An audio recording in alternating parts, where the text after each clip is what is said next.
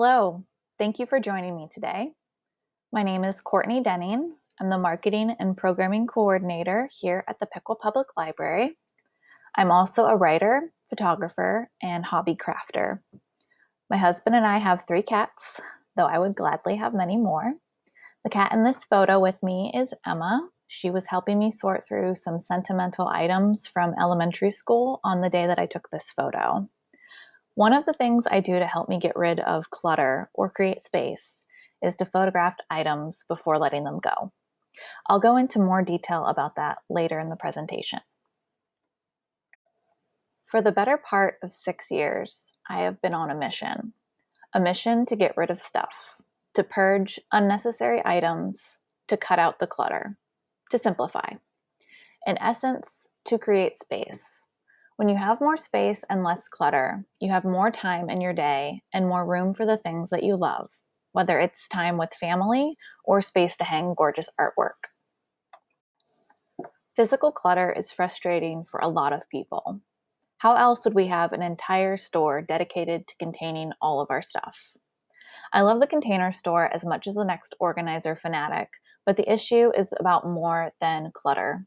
Even if everything I own right now was 100% organized in my home, the excess would still bother me.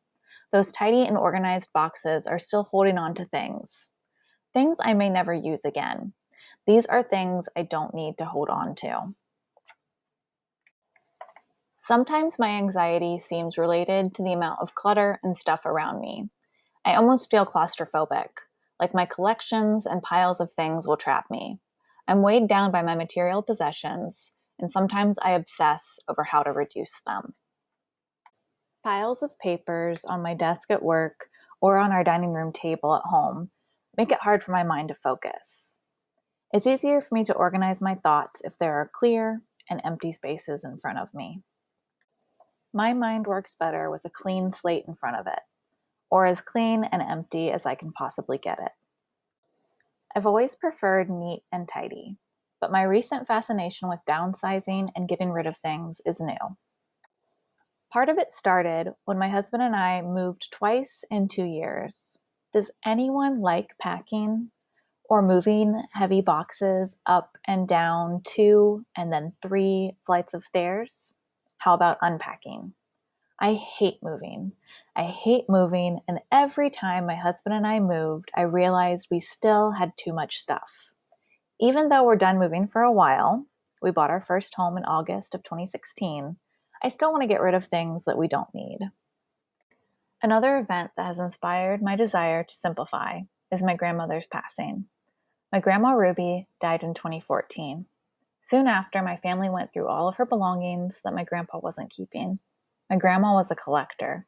She collected so many different and interesting things. Ruby glass, vintage and vintage-esque food tins, jewelry, cardinal figurines, and more. She was also an avid crafter. She painted gorgeous ceramics and made her own jewelry. Seeing all of her belongings laid out in my aunt's basement made it feel like she was with us. I even found an empty bottle of her perfume. It smelled like her. That afternoon, going through my grandma's things was cathartic. It was bittersweet, but educational. I learned things about my grandma I had never known. My dad and my aunt shared stories from their childhood, and my sister and I recounted ours with our cousins. But what would we do with all of her things? We took turns picking items to keep, a ruby glass piece or a cardinal figurine. I selected several pieces of jewelry and some of her vintage-style food tins. But even after everyone had chosen something to remember Grandma by, we still had so much. It was overwhelming.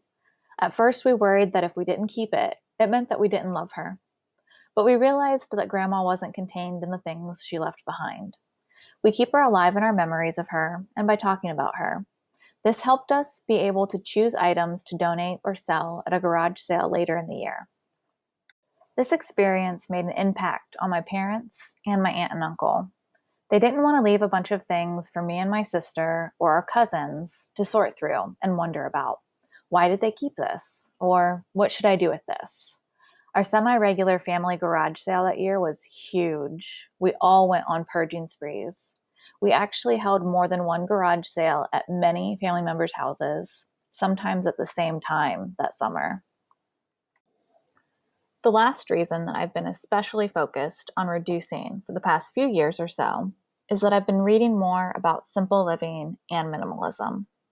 The idea that we don't need more stuff to make us happy is really appealing. I follow blogs about minimalism and listen to podcasts on the topic. I save tips on how to purge your closet of clothes you don't love and read books about decluttering. This is what I want to share with you today. A little bit of my journey in creating space. I also want to share some interesting ways that I've used to get rid of specific items. There are so many different methods, tips, and tricks out there. These are some of the books and other media that I have used to help me get started with decluttering. Sometimes I use these resources as instructions, other times it's inspiration. The Life-Changing Magic of Tidying Up by Marie Kondo is one of the first books I read about decluttering. The book contains a lot of helpful tips, along with some rather eccentric suggestions. The most helpful piece of advice I have taken from Marie Kondo is the concept of sparking joy.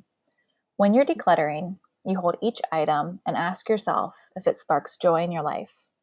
This simple question makes it a lot easier to get rid of items I no longer need, but might still be useful. Instead, I spend my time and energy taking those items somewhere that they can be used, like Goodwill or the Salvation Army. Marie Kondo has some other helpful tips. You should start organizing your home with your clothes first and save family mementos for last. Sort everything by category so you know what you have. I recommend trying this with something trivial, like pens. We had a ridiculous number of pens in our home, but they were stored in a bunch of different places, so it wasn't obvious how many we had. Tidying Up with Marie Kondo on Netflix is a great show to watch if you want some inspiration before you get started. Joshua Fields Milburn and Ryan Nicodemus are the minimalists. I first started listening to the minimalists on their podcast. They tend to focus more on the why and meaning of minimalism rather than the how, though they do offer a lot of ideas and tips as well. I think of their books, documentary, and podcast as a more philosophical look at why getting rid of things can help you find out what is important in your life. I will tell you more about one of the specific tips that they have for getting rid of stuff in a few slides. I really enjoyed reading Decluttering at the Speed of Life and How to Manage Your Home Without Losing Your Mind by Dana K. White. Of all the decluttering books, blogs, and podcasts I've come across, Dana is the most practical and down-to-earth. The main takeaway I learned in her book on decluttering is the container concept. The size of your home, kitchen, closet, drawer, or box where you keep things is the size that it is. If you have more stuff than can fit in your home, kitchen, closet, drawer, or box, you have to get rid of things. I really like her tips. One of the things she really drives home is to create habits. Creating good habits that keep you cleaning and decluttering a little bit every day will go a long way to keeping your home clean and tidy. I've used the 30-day minimalism game to get rid of a variety of things. Clothes, household items, half-finished craft projects, unused kitchen gadgets, and old Halloween costumes. I'll let Josh and Ryan give us the rundown on how to play. Howdy everyone. A brand new month is approaching. That means it's a new opportunity to play the 30-day minimalism game. My name is Joshua Fields Milburn. And I'm Ryan Nicodemus, and together we are the Minimalists. Won't you join us for the 30-day minimalism game? Yeah, we're gonna let go of some stuff this month. And here's how the 30-day minimalism game works. At the beginning of the month, you partner up with someone. So it could be a friend, a Family member, a co-worker, an arch nemesis, whoever you want to partner up with, and together you decide to get rid of some stuff. So the first day of the month, it starts off really easy. First day of the month, you get rid of one thing. Second day of the month, 2 things. And then the third day of the month, 3 things. Yeah, it definitely starts out really easy because, well, you want to get that momentum you need to start letting go. But by the middle of the month, it gets a bit more difficult. Yeah, by day 19, you got to get rid of 19 things. And then on day 20, 20 things. It's a little bit hard, man, when you get to day 21, day 22. Yeah, so whoever goes the longest wins. You can bet whatever you want. Maybe you bet $1 Or $10,000. or maybe a meal. You bet whatever you want, but whoever makes it the longest wins. If you both make it to the end of the month, then you've both won because you've gotten rid of about 500 items, and that's a really good start. Now, if you want to share your experience, you can join tens of thousands of other people who have played the 30-day minimalism game. Just use the hashtag #MensGame to share your photos and ideas for letting go. All right, y'all, let's get started. Hey, I just remember you owe me $1. The Minimalists.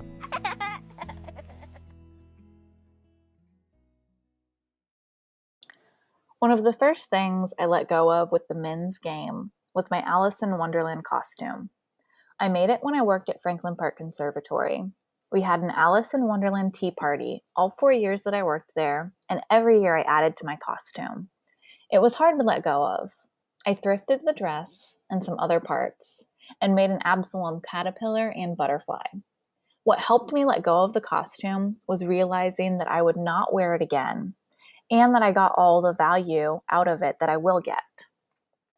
At the time that I got rid of that costume, my job didn't have opportunities for dressing up for Halloween or other themed parties. I really didn't see myself using it again. It was taking up space, and someone else could maybe use it. I sold it on eBay. I didn't make a profit from it, and when I started working at the library, I did regret getting rid of that costume. I also regretted getting rid of my owl costume that I made for Halloween at the conservatory. I was really proud of both of these costumes. While I sometimes wish that I still had them, because I do dress up at my job now and we have lots of opportunities for Halloween costumes, I think that it was right of me at that time to give them up. They weren't serving me then, and I can make new costumes now. If you declutter or get rid of a lot of things, there is a chance that you may wish you hadn't. That's how life works, though. Sometimes we say goodbye to things that we later wish we hadn't. I am really glad, though, that I have these pictures of these costumes. They were a lot of fun. The next several slides are of my cat, Olivia, hanging out with me while I played the minimalism game. It's good to have a buddy when you declutter. One of the reasons I want to minimize is to have more time and free space to pursue my favorite hobbies. The problem is that I tend to collect hobbies. I get easily excited about new projects like t-shirt reconstruction, making t-shirt yarn to make baskets, jewelry making, collage, silverware sculptures. The list goes on. I enjoy being creative and getting to spend time crafting, but I only have so much time. If I spent that time working on a t-shirt yarn basket, which I had no idea what I would use for, then I have less time to write, garden, or cook. I also had to store all of my craft items. At the time that I took these photos, I had 6 large plastic drawers in one of our closets. I felt guilty about not finishing projects, so I held on to them for that someday when I'd have time to finish them. I've decided now that I'm not going to finish all of the projects I've started, and that's okay. I'm not quitting by choosing what is most important to me. I'm committing to the things that give me joy and add value to my life. As part of my recent efforts to create more space in our home by decluttering and getting rid of items I no longer need, I've started photographing some of my collections. This has been a really helpful way for me to physically let go of sentimental items. It has not made my digital organization any better, but that is a decluttering and organizing project for another day. Here's where we come back to Emma. This sweatshirt is from the 5th grade. My class was in the last class to go from kindergarten through 5th grade at Spring Creek Elementary School in Piqua before the schools and grades were restructured. We were the Spring Creek Tigers. Our colors were blue and gold.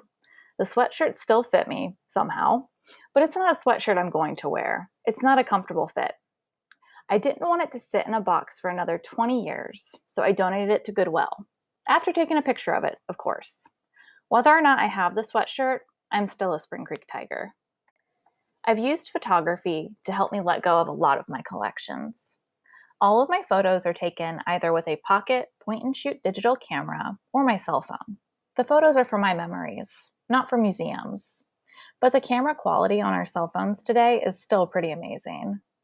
An example is my collection of vintage handkerchiefs. Several were used at my wedding, mostly to wrap around flowers. Most were gathered during impromptu shopping trips in antique stores, and others were gifts. After taking these photos, I was able to determine my favorites and took the remaining ones to a consignment shop. I've photographed old artwork and then recycled the paper I had painted, drawn, or colored on. I've photographed pressed flowers, buttons, pins, and beloved toys. A year or two after our grandma passed away, my sister and I both came home to our parents' house and spent a day or two going through all the papers my mom had saved from our years in school. I photographed the funny drawings and poems we made as kids. It was hilarious reading some of the things we had written, and we had a wonderful time making new memories. We were able to recycle a bunch of paper and donate old toys to kids who could play with them now. A decluttering tip I've come across in a few different resources, most recently Dana White's books, is to use or display sentimental items. Don't let family heirlooms or treasured memorabilia gather dust tucked away in a box. This photo shows a coffee sign and metal food tins I inherited from my grandma Ruby. One tin I use to hold clothespins, another houses coupons. I think of my grandma every time I do laundry and get ready to make a grocery list. Another way to use your sentimental items is to display them. My husband and I started dating in high school, and I saved all of my corsages from the dances we went to. For years, they sat in the plastic clamshell containers they came in, until I decided to display them. I sewed them to a piece of cardboard, which I then put in a shadow box with one of my favorite romantic quotes. You can also repurpose items into something new. This works really well when decluttering clothing, your own or the clothing of a loved one. You can take t-shirts from school or sporting events and make a t-shirt quilt. And if you don't sew, you can pay someone to make the quilt for you. You can also have clothing, yours or a loved one's, made into a memory bear. In high school, I competed in Science Olympiad, and I saved all of my medals and ribbons. After photographing them, and having to lug around the heavy box that they were in, I decided I was ready to let most of them go. I chose a few of my favorites and repurposed them into magnets and keychains. The rest I donated, which leads me to my last tip. My last tip is finding a new home for your sentimental items. I usually donate items we're no longer using to Goodwill. A tip I've come across in many decluttering and minimalism resources is to keep a donate box at home. Whenever you come across an item that no longer serves you or sparks joy, you can put it in the box to donate. Sometimes, though, you may want to put more thought into where to donate a special item. Goodwill didn't seem like the best place to get rid of my Science Olympiad medals. I ended up donating the rest of my medals to Bling for Bravery, which rewards the bravery of the pediatric cancer patients at Texas Children's Cancer Hospital in Houston, Texas. They usually take finishers' medals from marathons, but I reached out to see if they would take my Science Olympiad medals. Medals for Metal is another organization that repurposes race and other medals for children battling severe illnesses. My sister and I donated our American Girl dolls to the Carolina Forest Library, which has an American Girl doll lending program. Donating toys to your local library is a great way to pass on toys that still have life in them. Legos, puzzles, and other toys that are in good shape are great items to donate to your local library or community center. You can also donate items that may be of local historical significance to your local library or historical organization. When donating specific items, always be sure to reach out to the organization to see what they need or what donations they accept. I'll leave you with this quote: "Cleaning and organizing is a practice, not a project. It's not something that you'll do in a weekend and be done with forever. Stuff will always be coming into your home. Right now in my home, I'm working on decluttering my kitchen and office, and I also have some bathroom cabinets that need attention. Creating space is a habit that I still work on developing, and I hope that some of my tips you will be able to do the same. Thank you for listening. Have a great day."